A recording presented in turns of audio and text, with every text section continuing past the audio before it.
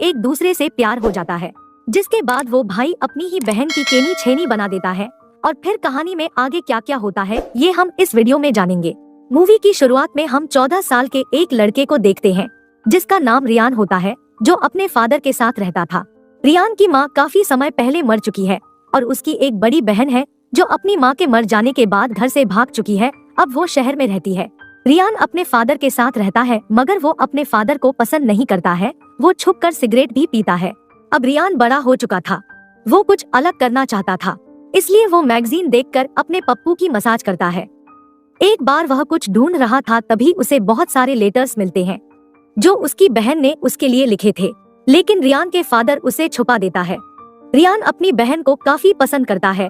वो ये लेटर्स देखकर काफी खुश होता है। वो देखता है कि उसकी बहन ने हर लेटर में उसको अपने बुलाया है। फिर अगली सुबह हम देखते हैं कि रियान अपने फादर के उठने से पहले अपना बैग लेकर और अपनी बहन की तरफ निकल जाता है और उसकी बहन के बताए एड्रेस पर पहुंच जाता है। वो घर के अंदर जाता है और काफी देर तक दरवाजा खटखटाता है, पर दरवाजा कोई नहीं खोलता है। फिर रियान बाहर आकर बैठ जाता है। फिर उसके पास एक आदमी आता है जिसका नाम अवराम होता है और उससे कहता है कि तुम कौन हो, और रियान को वहाँ से भगा देता है क्योंकि अवराम नहीं जानता था कि वो कौन है। वहाँ साइड में एक शॉप वाला था जो अवराम से पूछता है कि ये लड़का कौन है। अवराम उसे कहता है कि वो उस लड़के को नहीं जानता। तब वो दोनों रियान को अपने पास बुलाते हैं और उससे पूछते हैं कि तुम कौन हो। तब रियान उनको बताता है कि वो अपनी बहन से मिलने के लिए आया है और उसकी बहन यही रहती है। उसका नाम डालिया है। डालिया को अवराम और यह शॉप वाला दोनों जानते थे, मगर उनको पता था कि डालिया रात को काफी लेट आती है। तो अवराम रियान को अपने घर ले जाता है, उसे चाय पिलाता है और वो दोनों काफी बातें करते हैं।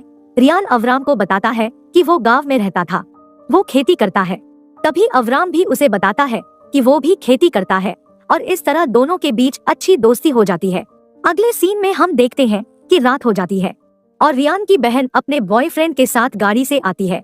जब वो रियान को देखती है तो काफी परेशान हो जाती है, क्योंकि वो समझती थी कि उसका भाई उसे पसंद नहीं करता, इसलिए आज तक उसके भाई ने उसे एक भी लेटर का जवाब नहीं दिया है। तभी रियान उसे कहता है कि मेरे फादर सारे लेटर मुझसे छुपाते थे, इसलिए मुझे आज ही सारे लेटर मिले हैं।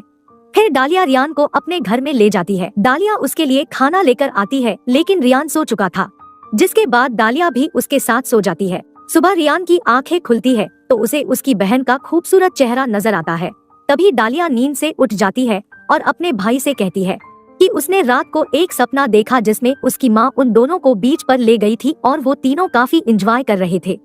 डालिया अपने काम पर जाने के लिए रेडी हो रही थी और रियान डालिया को देख रहा था। वो डालिया से कहता है कि तुम काफी ज्यादा खूबसूरत हो। अगले सीन में हम देखते हैं कि डालिया रियान को अपने काम की जगह पर लाई थी। वो एक जहाज में काम करती थी। उसका एक बॉयफ्रेंड भी था जो कि शादीशुदा था। वह रियान के सामने डालिया के बहुत करीब आ जाता है।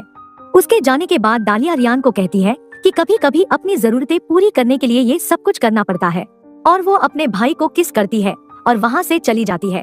रियान अपनी बहन को खुश देखकर काफी खुश था। वो वापस आकर अवराम के घर जाता है और 2 दिन उसके साथ गुजारता है।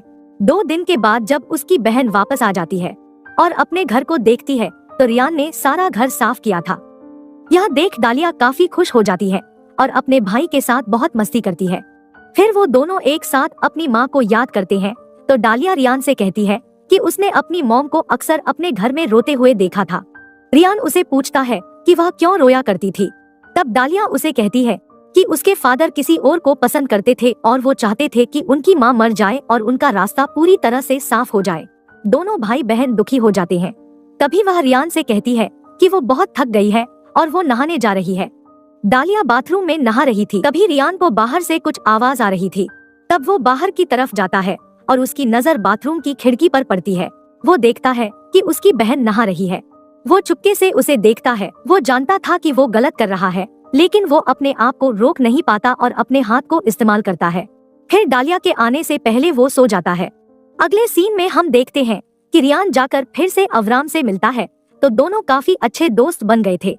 तो अवराम उसे एक और जगह ले आता है जहां अवराम ने अपने घर के अंदर कुछ ड्रग्स उगाए हुए थे जिन्हें वो शॉप वाले को बेचा करता था। वह रियान को भी अपने साथ काम करने के लिए कहता है। वो दोनों बैठकर बातें कर रहे थे। तभी अवराम उसे बताता है कि उसकी एक वाइफ थी जो काफी खूबसूरत थी। अवराम उसे अपनी जिंदगी के बारे में बहुत कुछ बता देता है। अगले सीन में हम देखते हैं कि डालिया और रियान समंदर में नहा रहे थे।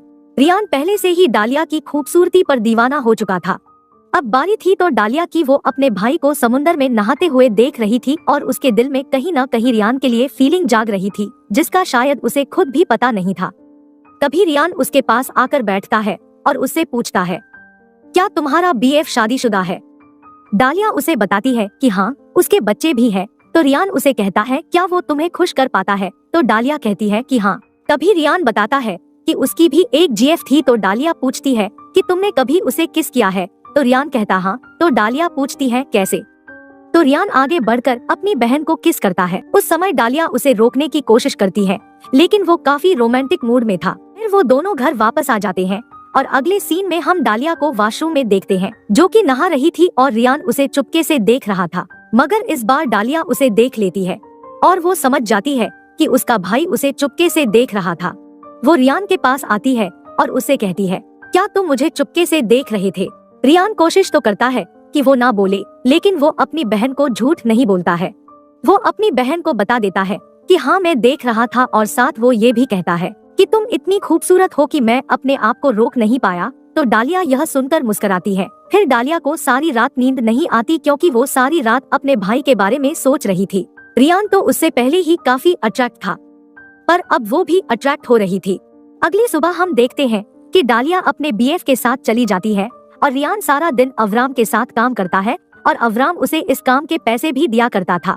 फिर रात हो जाती है। अब दोनों भाई बहन एक ही बिस्तर पर लेटे हुए थे और डालिया को रियान कुछ परेशान नजर आ रहा था। तो रियान उसे बताता है कि वो बिना बताए वहाँ से भाग आया है। उसके फादर अपना गुस्सा जानवरों पर निकाल रहे होंगे। तब डालिया उसे दिलासा देते हुए कहती है कि नहीं, वो ऐसा नहीं करेंगे। नेक्स्ट सीन में हम अब्राम और रियान को देखते हैं। वो रियान को एक जगह ले जाता है जहां वो अपने पैसे चुपके से रखता था। रियान वो पैसे देखकर हैरान हो जाता है। फिर ये दोनों वापस आ जाते हैं और देखते हैं कि वहां पर कुछ लोग शॉप वाले को मार रहे थे। वो अब्राम को भी मारते हैं, क्योंकि ये दोनों जिस जगह पर रहते थे वो गैर कानूनी जगह थी। अब अब्राम रियान से कहता है कि आज के बाद तुम मुझे नहीं जानते हो और मेरे बारे में कोई तुमसे पूछे तो उसे मना कर देना। रियान ये बात समझ नहीं पा रहा था, मगर उसके कहने पर वो वहाँ से चला जाता है। अब वो पैसे कमा रहा था तो वो अपनी बहन के लिए फूल और कुछ गिफ्ट खरीद लेता है और अपने घर वापस आ जाता है। जब वो दरवाजा खोलने की कोशिश करता है तो दरवाजा अंदर से बंद था। तब वो घर के पीछे से जाने की कोशिश करता है, लेकिन उसे दरवाजे से कुछ अजीब आवाज आ रही थी। वो घर के अंदर देखता है तो डालिया अपने बॉयफ्रेंड से अपनी केनी छैनी बनवा रही थी। ये सब देखकर रियान को काफी गुस्सा आता है और वो वहाँ से चला जाता है। जब डालिया बाहर आती है तब वो देखती है कि उसका भाई उसके लिए गिफ्ट लेकर आया था।